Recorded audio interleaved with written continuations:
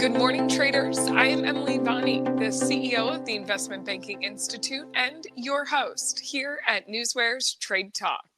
Joining me is trading anchor Bill Olson, who brings more than 30 years of institutional trading experience to our program. At Trade Talk, we provide the facts, themes, and trading ideas for the day ahead. Today is Wednesday, April 3rd. Q2 seems off to a lackluster, if downbeat start after markets ended solidly in the red yesterday. During regular trading, the Dow tumbled nearly 400 points or 1%. The S&P 500 shed nearly 0.75%, and the NASDAQ sank nearly 1%. Bill, let's get into Wednesday's action with what is happening in the markets this morning. Hi, yes. Good morning, Emily. What do? I'm looking at the S&Ps. The S&Ps are actually positive. They've been negative all morning long, and now we're actually showing some gains. They're up 0.03%. That's flat to higher, but that is green. So you got to appreciate. You got to take the green where you see it. There's a lot going on today. I mean, there was that big earthquake in Taiwan overnight. It was a 7.4. That's big. Now that caused tsunami warnings in Japan, which is cautionary. But today, I mean, there's a lot of key economic data coming out this morning. And plus we got Fed Chairman Jerome Powell and others speaking today. So, Chairman Powell, I don't think he's going to say much different than what he said last Friday. But yesterday we did hear from San Francisco Fed Bank President Mary Daly as well as Loretta Muster, and they both are still on board for 3 rate cuts this year, which I kind of find hard to swallow, but they are still considering that. So I guess that's positive. In corporate news, Disney's having its shareholders meeting today. Intel, released some big news. Looking over in Europe this morning, we're showing the DAX is up 39 points or 0.2%. The FTSE's trading lower by 24 points or 0.3%. And the CAC is trading higher by 0.2%. The big thing out there is inflation. Inflation continues to ebb in the Eurozone, which is good. And they got that they have that ECB meeting next week, and at that meeting they're likely going to be become very dovish. I don't think they're going to do anything on interest rates until June, but I think they're going to be clear that June is what they will be targeting for a rate cut. So we got to keep an eye on that, and that could be very interesting to these Euro markets. We're keeping an eye on Asian markets. Asian markets were weak. I mean, listen, the Nikkei fell 387 points. That's about 1%. Hong Kong fell 200 points. That's 1.2%. Shanghai, finished lower by 5 points. In Taiwan, that earthquake really was a source of concern. It looks like everything's okay. I mean, it's not going to be damaging any, production in some of these semiconductor chip plants, and that's really a positive outcome on it. But I think Janet Yellen is heading off to China later this week. That could create some positive backdrop. I see that Biden and President Xi of China spoke yesterday. They're covering things like the semiconductors, Taiwan, and of course the fentanyl crisis that's going on. Nothing major really did come out of it, but it does show like a lukewarm opening for relations, which is positive. And we're keeping an eye on oil prices this morning. Oil is trading higher. We got WTI up, about 1%, 86.01, and Brent's trading at 89.80. That's up 0.99. That's like essentially 1%. Last night we had the API data did show a draw in stockpiles. This morning we have the EIA data coming out, the official data, and let's face it, there's also an OPEC meeting going on, today too.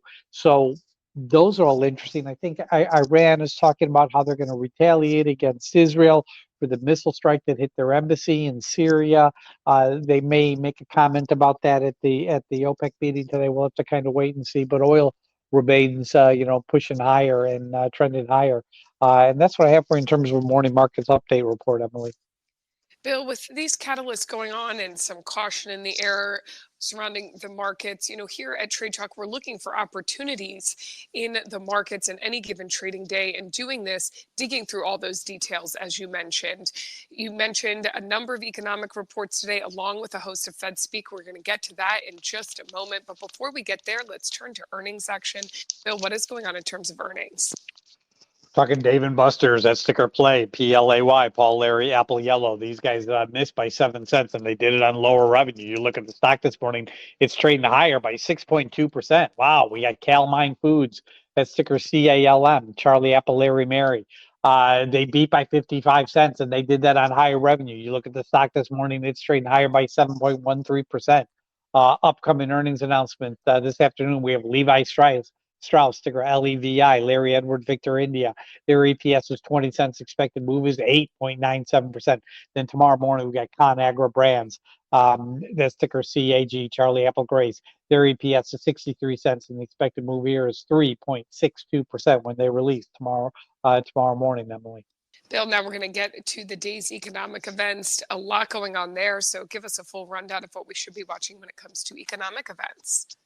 8:15 a.m. we get the ADP employment report. This is the precursor to Friday's non-farm payroll report, worth paying attention to. Then at 10 a.m.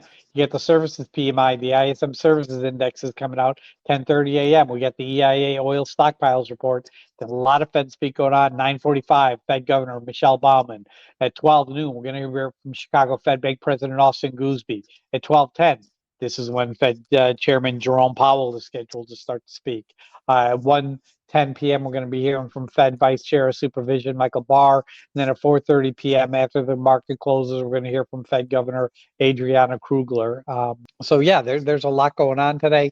A lot to keep aware of. Listen, with NewsWare, I type in .economic or G/Fed. Keeps me abreast of everything that's going on with these Fed speakers and these economic reports, Emily. Bill, you're one step ahead of me. I was just about to mention, to follow all of this information and data as it comes out, you're using NewsWare. As you said, you set up an alert for the economic events for your Fed officials to grab all of that as it happens. So you're not trailing behind other news outlets because you have a professional news wire. You're seeing the data first. The other type of news you're following this morning, guidance news, shareholders meetings, buyback news, other catalysts.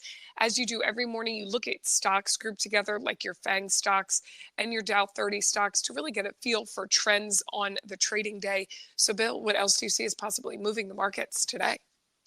Doing a quick data check. I'm looking at my Dow stocks. I got 13 higher, 9 lower, the rest unchanged. Looking at my FANG stocks, it's mixed. Seeing some positive action. Apple, Amazon, Google, and Meta, Netflix, and Tesla are trading a little lower. Remember, we had those the automobile figures that came out yesterday, and it basically showed that the median price of sale price for automobiles is dropping. So it really wasn't that positive of a number, and so I'm not surprised we're seeing continued weakness in Tesla this morning. In terms of news hidden behind the tape, on the sector, the FCC, the Federal Communications Commission, they're going to be voted on April 25th to reinstate that landmark net neutrality rules. Well, yeah, I suspect they will. In terms of Amazon, Amazon's going to remove that just walk out checkout technology that they have at the U.S. grocery stores. Interesting. Maybe it's not working. Meta Platforms, ticker META, ad checks by Wells Fargo suggested continued strong growth for Meta Platforms. Stock was up big yesterday. It's trading up, about up over 0.4% this morning. Tesla Q1 deliveries, a big miss against a very low bar yesterday. Talking Dow Jones 30 stocks, we got to talk Disney for a second. Volatility is elevated going into today's annual meeting. You got a call put ratio of 1.9 calls to 1 put. Intel, trading 5% lower this morning. Actually 4.5% lower now. On news of 7.5 billion operating loss for its Foundry unit in 2023, excuse me. JP Morgan, ticker JPM, John Paul Mary, they're forming a new media network unit that will allow advertisers to target, their client base based on their spending habits. In terms of guidance news, Signet Jewelers, ticker SIG, Sam India Grace, they just raised their 2025 EPS view to $9.90 to $11.52. Street estimate has it at $9.72. That's a big uptick. Nice. What's SIG doing this morning? Yeah, it's already up 3%. Wow. Talking shareholders meeting, Disney, they're having their shareholders meeting today. It's going to be big. It's 1 p.m. We're going to hear about the shareholders vote. It looks like Bob Iger and his team are going to win. In terms of buyback news, Dave & Buster's, ticker PLAY, ticker PLAY, Paul, Larry, Apple, Yellow, they increased their share repurchase and authorization by 100 million, bringing the total available to 200 million. Talking BABA, Boy Apple. This is Alibaba. They repurchased $4.8 billion worth of shares in the March quarter. Looks like catalyst calls happening today. Citibank opened up a 90-day catalyst calls on Benton Dickinson. That's ticker BDX. Boy David X-Ray. Tyson Foods, ticker TSN. Tom, Sam, Nancy. Citibank opened up a 90-day upside catalyst watch on the stock. They also opened up a 90-day positive catalyst watch on shares of Exact Sciences. That's ticker EXAS. Edward, X-Ray, Apple, Sam. And that's what I have for you about news hitting the tape this morning, Emily. This is the type of data that NewsWare delivers daily. It's factual, it's market moving, and our alerting functions bring it to your attention as it happens. Go to www.newsware.com now and sign up for the trial and see for yourself the benefits that professional Newswire delivers. It is now that time of the show for the Trade Talk pick of the day. Bill, what do you have for us today? Going with Lamb Weston, ticker LW, Larry William. EPS is tomorrow morning. EPS is at $1.41. Expected move is 7.80, 7.8%. I'm looking at yesterday's call volume. Not thrilled with it. 3206 on the call side, 5925 on the put side. That's negative. You're looking at the open interest, 13,891 on the call side, 18,871 on the put side. Yesterday was a pretty negative day all around, so I got to kind of throw out the call volume, being weak yesterday. And I think that there's a lot of negativity baked into the stock, but I do see that major brokers are positive on the stock. They're raising price targets. They got high ratings on the stock. So listen, if there's some opportunity to get into the stock, under around 103, 102.80 would be fabulous. But if I can get in around 103, I think this would be a good winner. But that's my pick of the day. Lamb Weston, ticker LW, Larry William, on an earnings play, which are coming out tomorrow morning, Emily. Lamb Weston, my favorite French fries, actually. So if my household is any indication, we will see how those earnings go tomorrow. Maybe there will be a beat there. And coming up, we're going to take a look at yesterday's pick of the day to see how that went. So stick with us. But ahead of that, let's take a look at the current breaking headlines that have hit the tape in our hot off the press segment. Bill, take it away. OPEC plus ministers keeping oil output policy steady. MetaWorks, MWRK, Michael William Richard Kilo signs a letter of initiation to acquire rights of energy conversion technology. Visa, ticker V, they're launching a subscription manager, which allows, it's kind of like an all-in-one service that allows customers to manage their subscriptions at one source, which is, of course, Visa. IFF, International Fragrances and Flavors. IFF completes divestiture of cosmetic ingredients business. It's Clear Secure, that's ticker YOU, Yellow, Oscar, Uncle. They just, their identity technology is now available at Terminal E at the Boston Airport. Positive. SGHT, Sam, Grace, Henry, Tom. These guys are going to be presenting data on their Gemini trial at a healthcare conference between April 5th and April 8th. Boeing's ex-CEO, David Calhoun, he's going to also be stepping down from his board seat at Caterpillar, ticker CAT.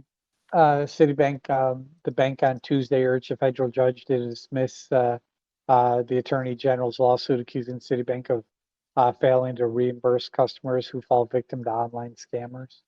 Ticker GES, Grace, Edward, Sam, this is Guess. And WHP Global, complete acquisition of Rag & Bone. That's all I'm seeing this morning, Emily. Okay, Bill, before we dive into trading on this Wednesday, let's take a look back at yesterday's pick of the day, which was Humana. Now, this was a volatility play yesterday in the healthcare sector.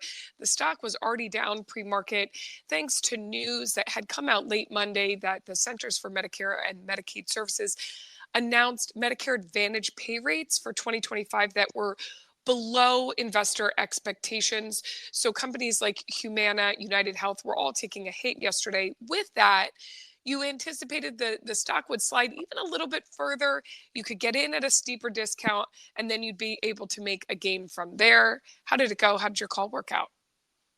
Just look at the numbers. I mean, the fact of the matter is it did work out. Stock opened up at $315.49, and then it ran right, ran all the way up to $320.49. So boom, there's your 1%.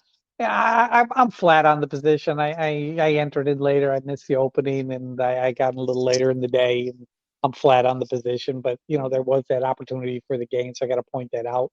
But I'm not. I'm holding it because I do think there's going to be more gains to come. But Humana, I guess was a winner. The number show it was, Emily.